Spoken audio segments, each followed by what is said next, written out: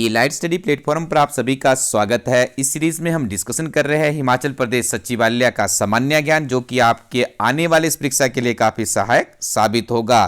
इससे पहले इस सीरीज के 10 लेक्चर डिलीवर कर दिए गए हैं। आप प्लेलिस्ट में जाकर के उनको देख सकते हैं। ये आज का 11वां लेक्चर है और इसके बाद 1 या 2 लेक्चर में हम पूरा का पूरा जो हिमाचल प्रदेश का सामान्य ज्ञान है उसे कवर अप कर लेंगे। उसके बाद हम आगे बढ़ेंगे, जो नेशनल जीके है उसके ऊपर हम अध्ययन करेंगे।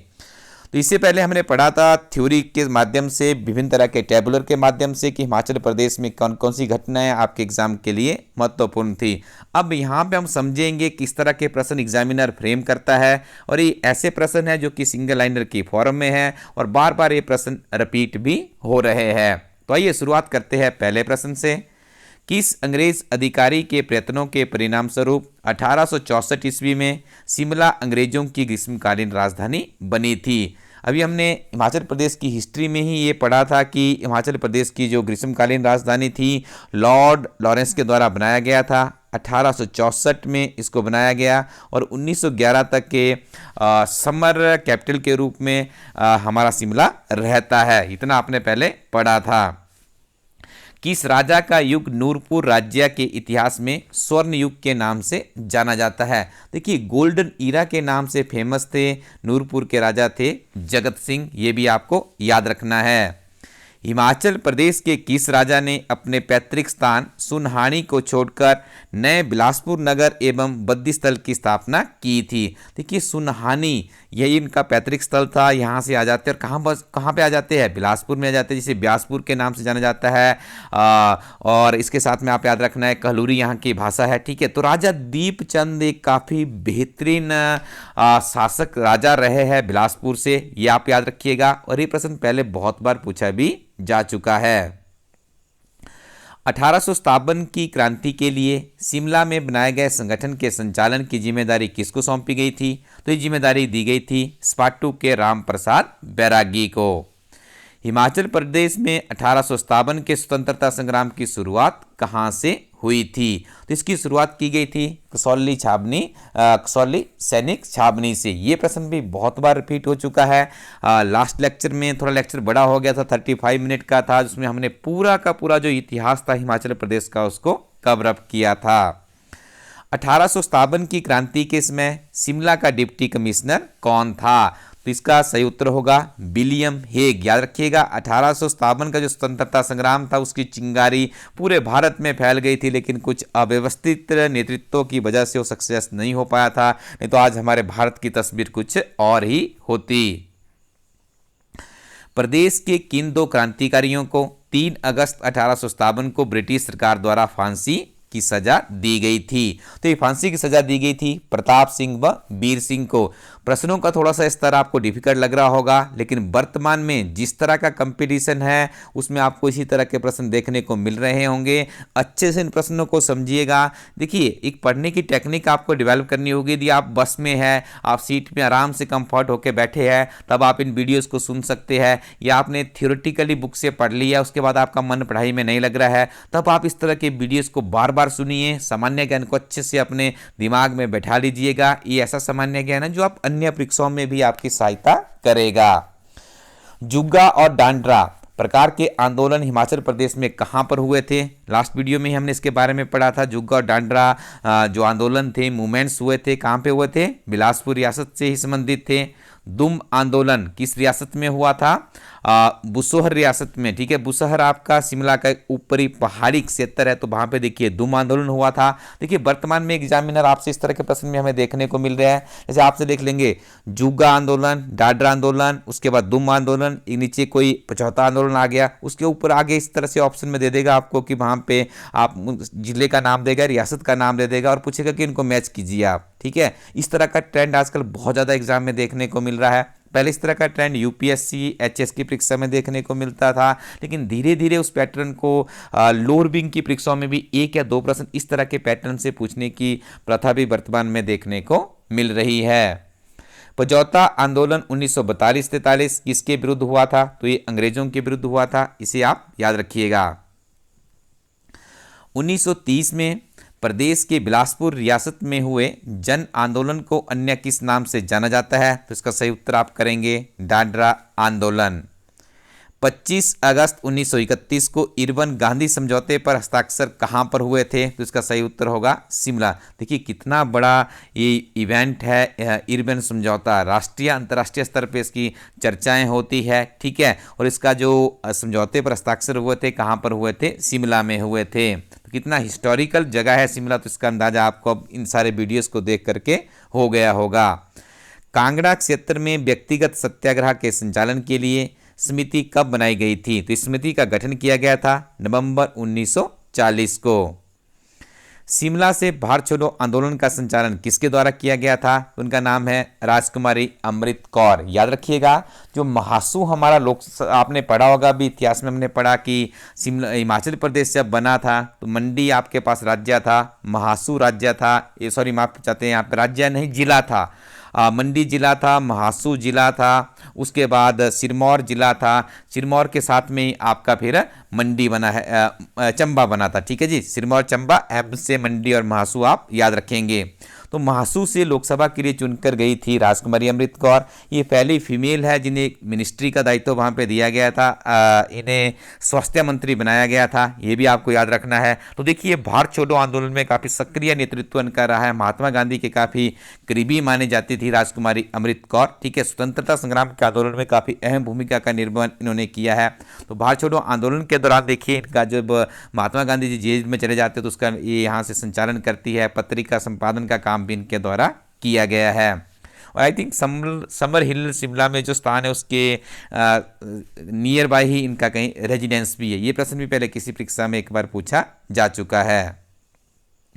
All India status people conference Ludhiana में हुई, इसके तत्पश्चात शिमला हिल स्टेट्स हिमाचल रियासती प्रजामंडल की स्थापना किस वर्ष की गई थी? तो इसका सही उत्तर है वर्ष 1931। वर्ष 1934 में प्रदेश की किस पहाड़ी रियासत ने सर्वप्रथम पंचायती राज कानून बनाया था? तो इसका सही उत्तर आप करेंगे मंडी। प्रदेश की पहाड़ी रियासतों के प्रजामंडल के प्रतिनिधियों ने अपने क्षेत्र में प्रजामंडल को सुचारू रूप से चलाने के लिए जनवरी 1946 में किस संस्था की स्थापना की थी? तो इस संस्था का नाम है हिमालयन हिल स्टेट्स रीजनल काउंसिल की स्थापना की थी। धामी रियासत का प्रसिद्ध गोलीकांड किस वर्ष हुआ था? 13 जुलाई 1939 को हुआ था। तिथि भी याद रख लीजिएगा और साथ में आपको सन भी इसका याद रखना है। बहुत बार ये प्रश्न रिपीट होते हैं, आप इस सीरीज को लाइटली मत लीजिएगा, आप देख लीजिएगा जब ये परीक्षा आपकी होगी तो सारे प्रश्न आपको कहीं ना कहीं देखने को मिलेंगे। धामी रियासत में प्रेम प्रचारणी सभा की स्थापना किस वर्ष हुई थी? तो इसकी स्थापना 1942 में हुई थी। प्रदेश में भाई दो न भाई आंदोलन, भाई दो न पाई आंदोलन किस राष्ट्रीय आंदोलन की शाखा थी? तो इसे सभी ने अवज्ञा आंदोलन की शाखा माना जाता है। यह आंदोलन भूसहर तथा पहाड़ी रियासतों के लिए क्रांति की मिसाल बना था, ये भी आप याद रखिएगा।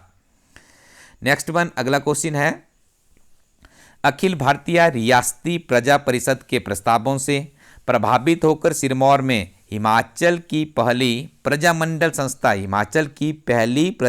संस्था का गठन किसके द्वारा किया गया था? इसका गठन किया गया था पंडित राजेंद्र दास जी के द्वारा। प्रश्न डिफिकल्ट स्तर का जरूर है, लेकिन जो पहली चीज़ होती है, और हिस्ट्री में यूनिक प्रश्न ही आपको हर बार एग्जामिनर निकाल के आता है, तो आप इस तरह के प्रश्नों को विशेष तौर से पकड़ा करें कि इसमें पहली बार किया गया है, कब ये हुआ था, कौन सा नेता वहाँ पे जुड़ा हुआ था, क्या उसका वहाँ पे रोल रहा है। ये क्वेश्चन आपके दिमाग में ऑटोमेटिकली क्रिएट होने चाहिए। एक टीचर का काम ही ये होता है, टीचर का काम ये नहीं है कि आपको सरकारी नौकरी दिलाएगा, बस आपको एक सही दिशा और सही डायरेक्शन देगा। जब आपकी दिशा, आपकी डायरेक्शन, आपकी पढ़ने की विधि, आपके थिंकिंग पैटर्न सही जगह पे चलेगा तो निश्चित तौर पे आपका परफॉर्मेंस बढ़ेगा, और जैसे जैसे परफॉर्मेंस का लेवल आपका बढ़ता चले जाएगा तो आपको सफलता भी निश्चित तौर पे मिलेगी। इस तरह की एक धारणा आपके इंटरनली डेवलप होनी चाहिए।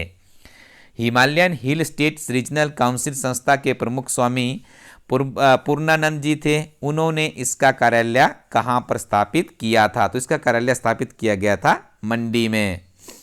हिमालयन हिल स्टेट्स रीजनल काउंसिल का प्रथम सम्मेलन मंडी में कब हुआ था? तो तो इसका आयोजन हुआ था 8 से 10 मार्च 1946 में। हिमालयन हिल स्टेट्स रीजनल काउंसिल के प्रथम सम्मेलन की अध्यक्षता आज़ाद हिंद फौज के किस सुप्रसिद्ध सेनानी द्वारा की गई थी? तो इसकी स्थापना की गई थी कर्नल गुरुदयाल सिंह ढिल्लों के द्वारा।